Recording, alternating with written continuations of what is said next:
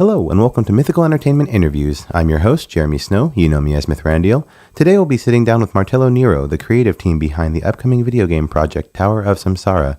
We'll be discussing their motivations for the project and what it takes to build a successful Kickstarter.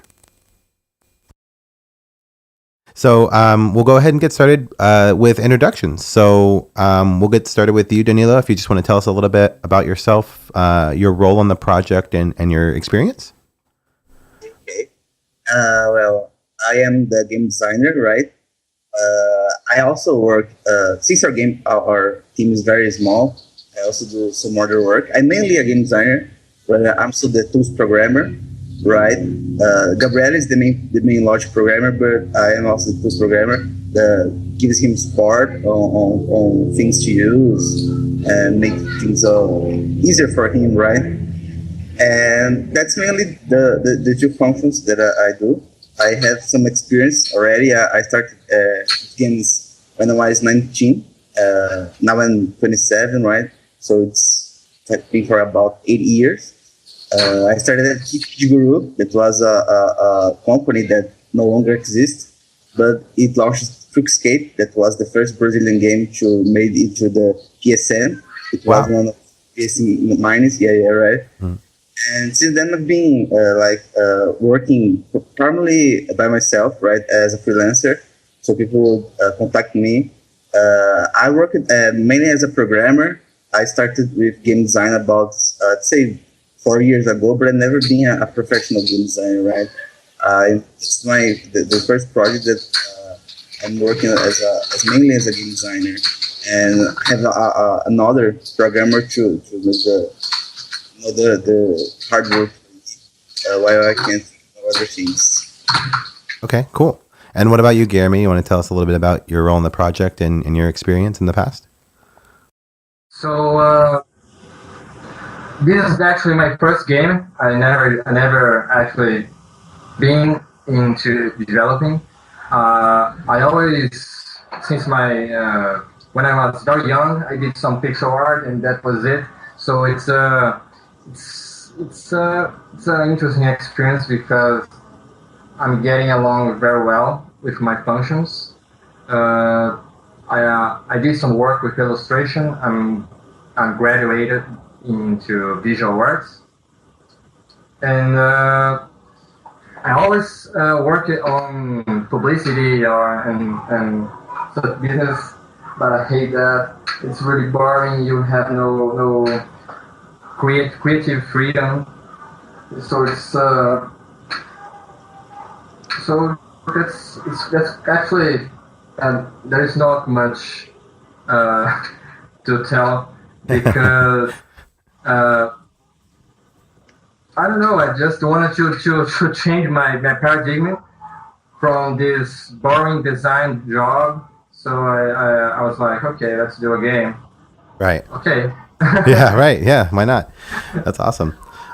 Great. So there are two other members of the team, Gabriel and Chris, who aren't able to join us today, but they make up the rest of your team working on this project. Yeah, you seem to be a pretty diverse team. How did you all meet and begin coordinating on this project? Well, when the game was still an embryo, there was a former partner who planned the game to be more commercial. He had these investors, but I didn't like it that way because I was kind of actually having my creativity sort of driven, and I really don't like businessmen touching my art. Totally understandable. Yeah. So I was like, okay, let's hope this fail. Let's hope. I was like, oh, I really hope these investors fail. I was really thinking, projecting, praying for that. So when that happened, I was like, okay. I told to this former partner that I will do it my own way, and I went to some groups over Facebook, indie dev groups, and I was like, oh, okay, I got this material, and I'm looking for for some programmers to help me doing this project. And I did some interviews. I was actually looking for some specific profiles, and I was like, okay, I cannot pay because I was working already in development without any payment. So I was like, okay, let's share our profits. Very democratic. Right. And I was like, okay, you want to get on board by these terms? Okay. So I choose them.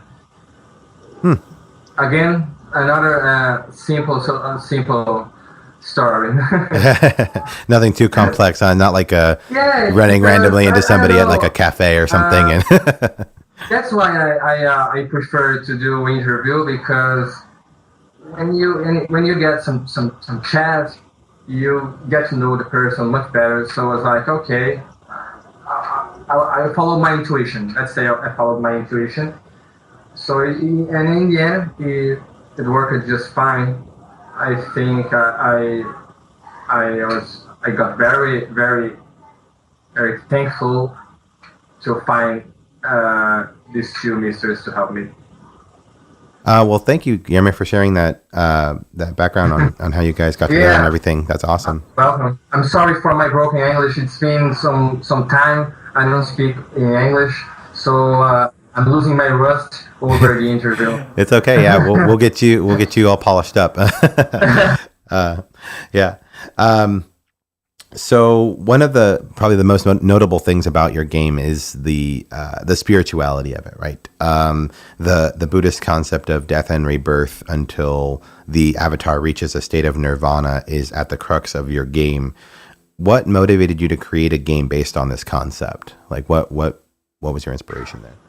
Well, I always been a very spiritual person, but pretty much during my graduation in arts, I always enjoy philosophy. I always enjoy. We are kind of taught to be self-critical over our own work, and during my graduation, I ended up doing a lot of abstract paintings, a lot of abstraction, and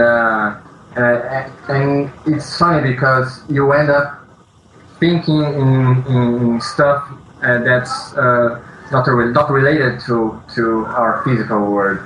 It's just emotion, it's abstraction, and I really believe that during the time we're living, when we turn our TV on, we look at the politicians, we are living in an age where we always see the state, the institutions failing. Everything is failing, and I start staring at people losing their minds because of that.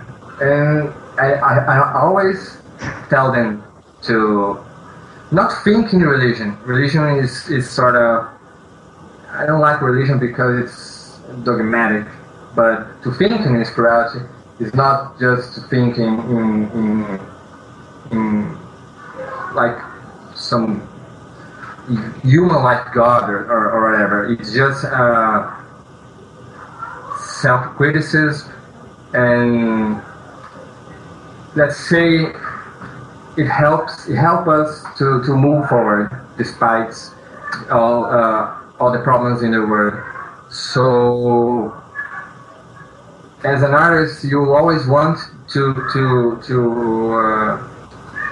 plant seeds in the mind of people, to break their automatic behaviors, and to stop for a moment and think something different.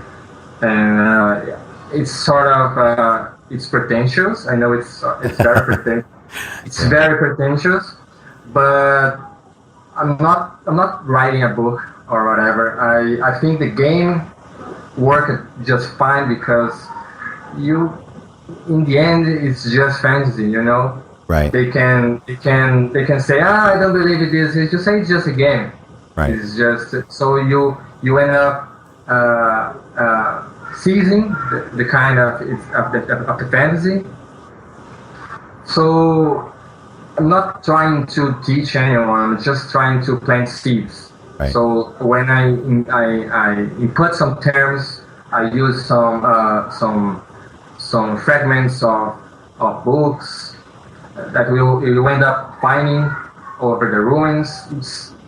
I'm not trying to teach them. I'm trying to make people just more interested about that. If they want to research, they do what they want. Mm-hmm.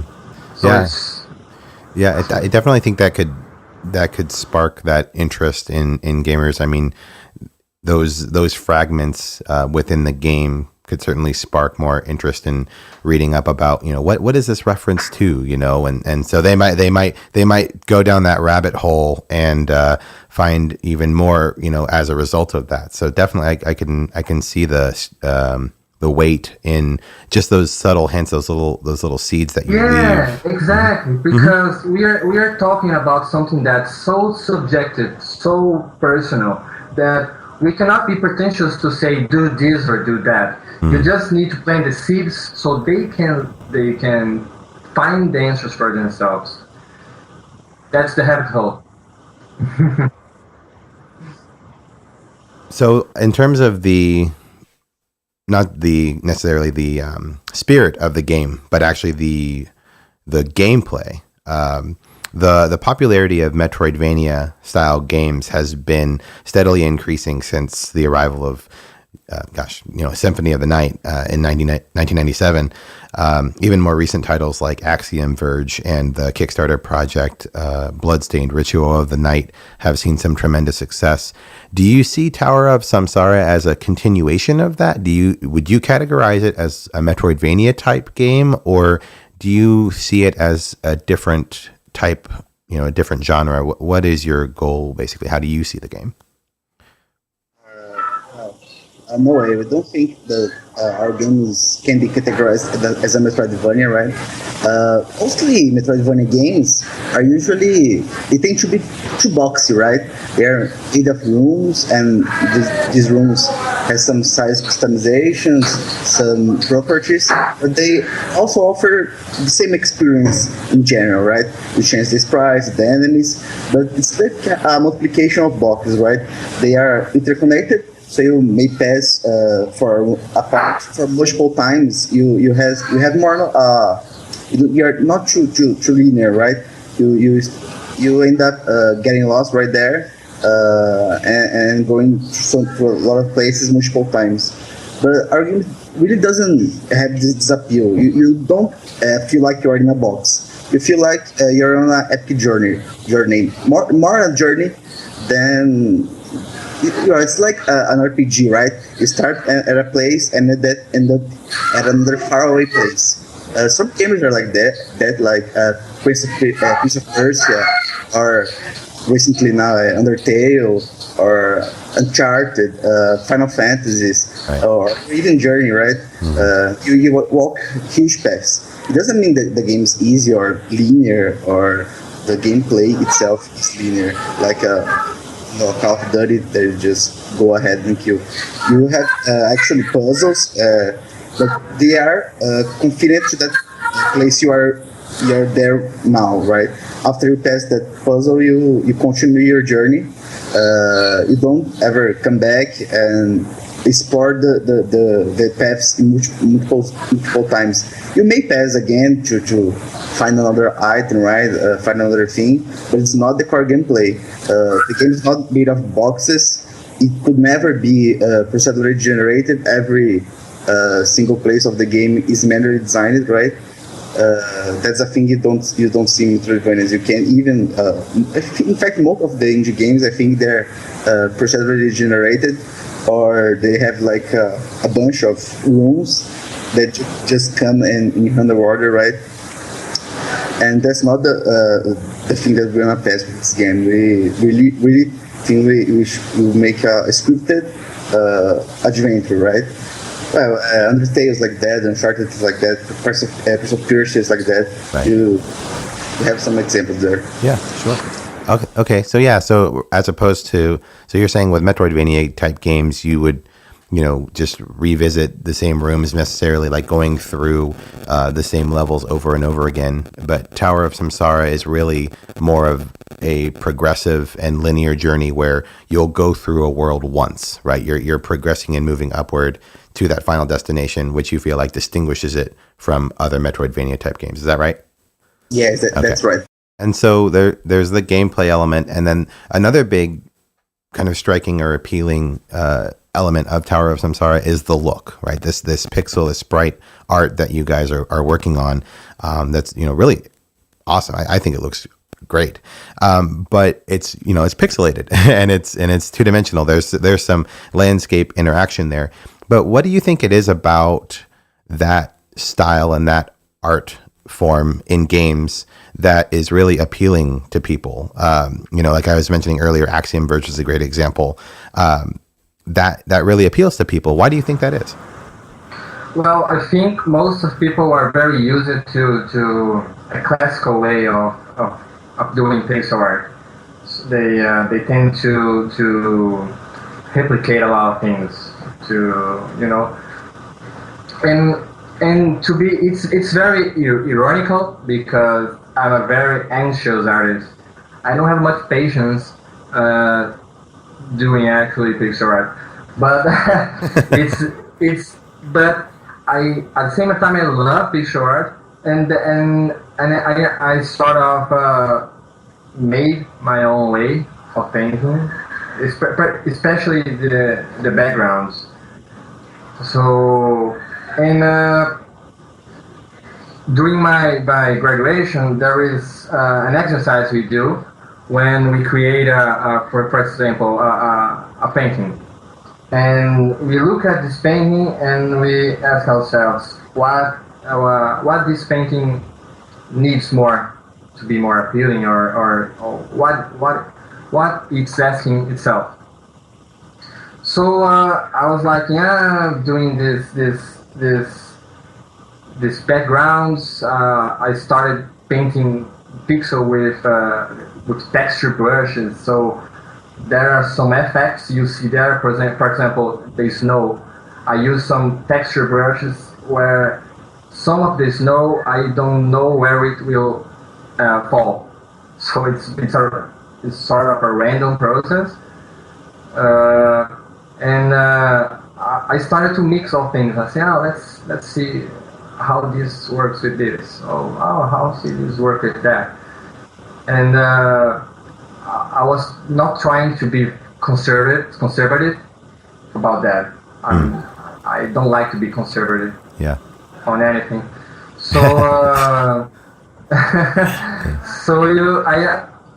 and I'm very stubborn. So I really pushed the key to try to make some things work together, especially because I enjoy the ambience. I think when people tell me, is it a Metroidvania? I tell them, it's a Metroidvania because I feel inspired by the ambience, not related to the gameplay. Right. So in this, we are talking about space travel. You will be on different planets, and I always enjoy to work with lighting. Okay.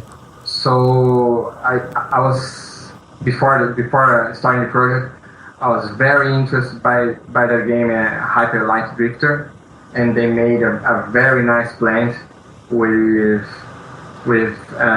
lighting and the picture art, and I wanted to reproduce sort of that lighting, and I end up with my own process in the end. So it's interesting because I'm always kind of learning something new. So yeah, it's interesting. I think it's more it's better to maybe, I don't know, maybe I could tweak sometimes me painting the backgrounds, so it's much better to explain that way. Yeah, no, it's fine. And actually that can be a very nice idea to stream those paintings. So speaking of the there's the project that you're working on, and we're going to be putting it up on Kickstarter. It's going to be launching on Kickstarter on May 3rd. So I think a lot of people who frequent Kickstarter, who go on to Kickstarter, they see a project that they like, and they just back it, right? They see it, they put their money in, but they don't really see or get to appreciate the process that goes into making the Kickstarter campaign itself. So what were some things that you wanted to accomplish when you were creating your Kickstarter campaign? And were there some specific projects that you've backed in the past through Kickstarter that you thought did a good job of creating a good campaign that maybe you modeled or you thought, we should take some of those ideas? Well, first, about the things we want to accomplish, that's basically to start to make a name for our company, right? And get a fan base. And also, mainly get money enough for us to finish the game. We think we need at least money enough for 2 years or 2 years and a half. It's kind of an ambitious project compared to most indie games, right? Although I've seen parts like that, like even Ether, like Drifter that Guilherme said, started in 2012, something like this, and we released just this year. So it's not so different from those projects. But well, that's mainly what we want to accomplish on this project: to bring something new to the table, to get fans, to make a name, and to finish the project, right? And about specific projects that we've backed. I have to tell you something. Brazil is not available in Kickstarter, for example. We can back projects, but we can't create projects. Oh, wow. The one that's creating is actually the Italian, the programmer, the Gabriele, that's not here.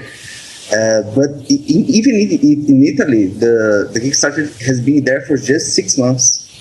And it's quite a recent thing, right, for us. It's a new thing for us. I've backed some projects, like some good projects like Doku Hoko, that's a pixel art game too. But you see, I did it more like to understand what's going on, because you see the price of the dollar compared to the reais, that's Brazilian currency, is actually 4 times, right? So when you pay something, you pay 4 times the price, and there's also taxes. There's something like 10%, right? And there's also credit card taxes that varies from bank to bank.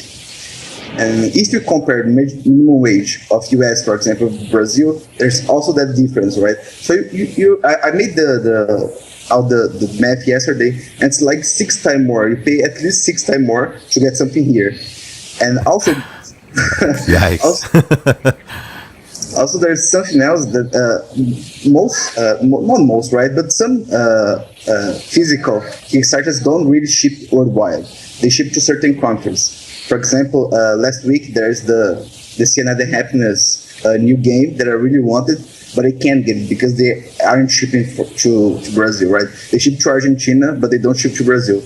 I don't know what kind of deal they made with the supplier they get, but you see, it's kind of a bumper for us. So there's actually some local websites like Qatar's that fuse this demand, right? But it's not as popular as Kickstarter. Don't have as much users as Kickstarter, right? So that's why we decided to use Kickstarter, because our programmer is Italian and he's able to do it. So that's actually one of the things that I'll also say later about the hard parts of the Kickstarter, right? But one project that was awesome that we use this to look at when we are in doubt is the Wonder Kickstarter. It's also a pixel art game. It was launched, I think, 2 months ago. It made $80,000, I think. They asked for $7,000, but they made $80,000. Wow! Yeah. And when doubt, we always see what did wonders do, because they did something very right. They asked for a lot of money. They get even more money, and that's a starter that we have in reference. We also contacted them for tips, and they were pretty cool to us. They answered everything with details, right? And I think it's we should be talking about them right now. Awesome. Well, yeah, let's just transition right into that then. Kickstarter campaigns aren't just about opening the doors and asking for money like we've been talking about. There are some speed bumps along the way in developing these Kickstarter projects. So, yeah, I mean, what have been some of your challenges in creating the campaign? It sounds like already not having limited access to Kickstarter in Brazil is absolutely one of them. But what are some other challenges you've been experiencing?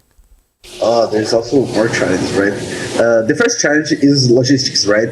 Delivering what people want to get. If you are in the US, since most of the customers are in the US, you always make a local delivery, right? That's always cheaper than international delivery. Since we're not in the US, we have to, pick up a company that does not also make the products, but also deliver the products for us. Mm-hmm. So that's kind of a huge job. And if you want to make something manually ourselves, we have to make it first in our countries, ship to US, and then ship locally. So the logistics are kind of complicated if you're outside of the US, and you know that most people who buy things are in the US, right? So this is the first thing. And the second thing is, I think it's not a Brazilian problem, it's everybody's problem. It's getting the word out, right? It's kind of hard to be the guy that's talking about its projects without being annoying and without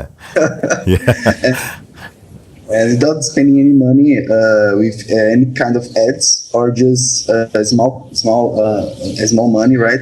We actually got a successful case with Facebook. We didn't know that their tool were so well finished, right? You can really set your customers like by behaviors, by what they like, where they live, their age, their gender. It's actually helping a lot, but that's been a real challenge. Where to post things, like on Reddit, on forums, where to post things without being annoying. You're always at this threshold, right, of being annoying and not being annoying. Yeah, you tread that fine line, because you're like, I have to get money and stuff for this project, but I also don't want to, be asking people so much that they're like, you know what, I'm tired of hearing from this guy. I don't want to give him any money or support his project. It's a very fine line. Yeah, it's exactly. It's a fine line to get things right. Yeah, we are in this part right now. Okay. Do you have any other thoughts on challenges you guys have experienced personally on the Kickstarter? I think it's spreading the word out pretty much. Yeah. Because it's all, we all depend on that in the end, on how many people will see our project during the days of funding, And it's really hard. You don't want just your friends liking your page. Yeah, exactly. Okay. Well, last question before we wrap up here. People who create video games often have influences from some of their favorite childhood games. So what's your favorite video game, and how has it impacted the way that you're designing and creating your current project? Well, I would say pretty much Dark Souls, but not because of the gameplay.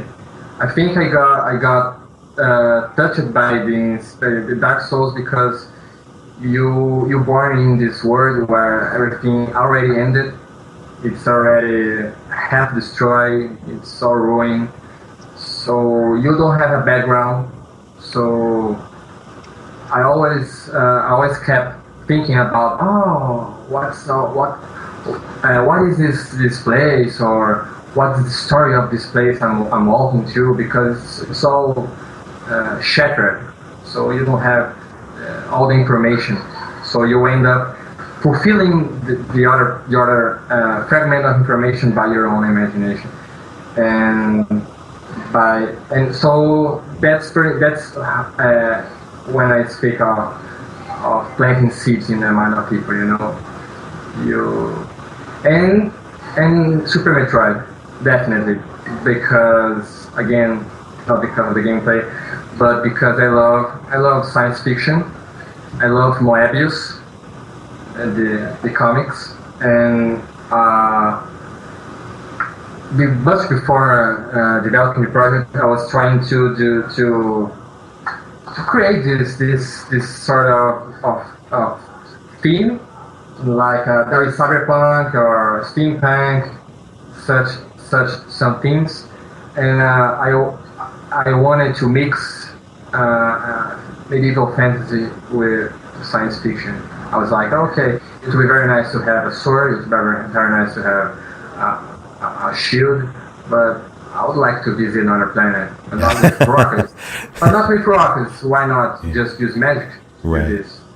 So I ended up grabbing this concept of Dark Souls, of creating this ambient with fragments of story where in the end the player end up fulfilling, and mixing with this science fiction theme.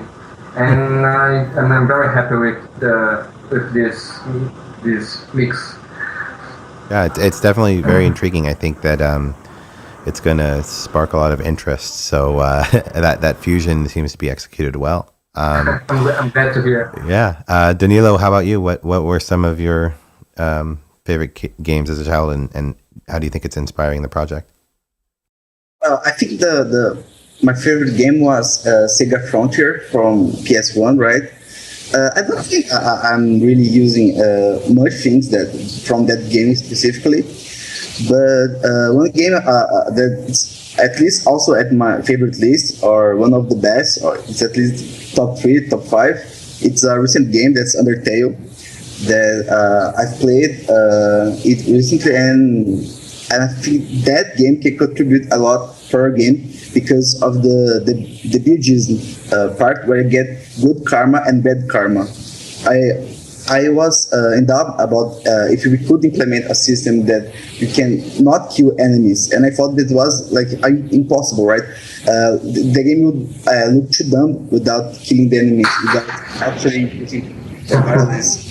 But then Undertale came and improved. It can have a deeper system and a deeper meaning to what you are doing, and we try to scavenge something from there and use as a reference. In fact, I think that the game is so revolutionary that every game that is not as deep as that is starting to become like a dinosaur, right? Because it's anyway, we are thinking about how we can implement that and make a karmic system, like if you kill, you get bad karma. That's not inherently bad for the gameplay. It's just a way of playing, right? You're not get punished by getting bad karma. Get karma and good karma, and see how that affects the story. And so our game can be played multiple times. And since our game is handicrafted, right, it may be not too long. But if you play it multiple times, then it's a way we can make the gameplay longer, right? Right. Yeah. Definitely building in the replayability can do a lot, even if it's a short game. The first one that comes to mind is Transistor by Supergiant. I think the storyline was probably. I love that game. Yeah. Yes, I love that game too. It's very beautiful. Yeah. So I mean, it was like 6 hours of story, maybe 8, but being able to go back and having the challenges on, like if you activate certain chips and the enemies are harder, and unlocking challenges and the back doors, and building in those things. I mean, personally, like just myself, I loved that. I loved being able to go back and do that. Yeah, when the music and the visual is so appealing, it makes every replayability, and I don't know. You want to go back. You want to go back into that world. You want to see that like for example, I think I played Super Metroid 10 or 15 times, but I always liked to go to Crateria can listen to that song. That sounds good. All right. Well, Danilo, Guilherme, thank you so much for taking the time with us. Again, Tower of Samsara, the Kickstarter will be going live on May 3rd. We're very excited to see where the project takes you guys. And thank you again for spending the time with us today. It's been my honor, man. You bet. Thank you. Appreciate it. Uh-huh. Thank you.